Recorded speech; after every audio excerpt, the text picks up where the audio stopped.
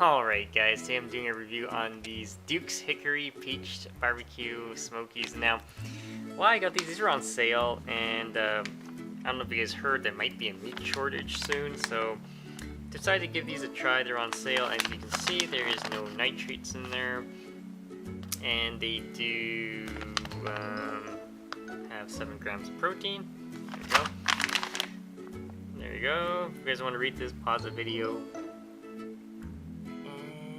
Yeah, so there's no MSG, things like that, as you can see. But yeah, just do a quick taste test. Okay, so here's the package. That's what they look like. And let's do a quick taste test.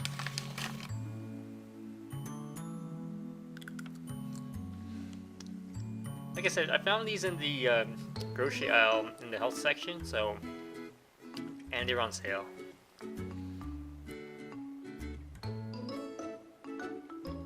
So, you guys get a good idea right there. It's actually not bad. It tastes like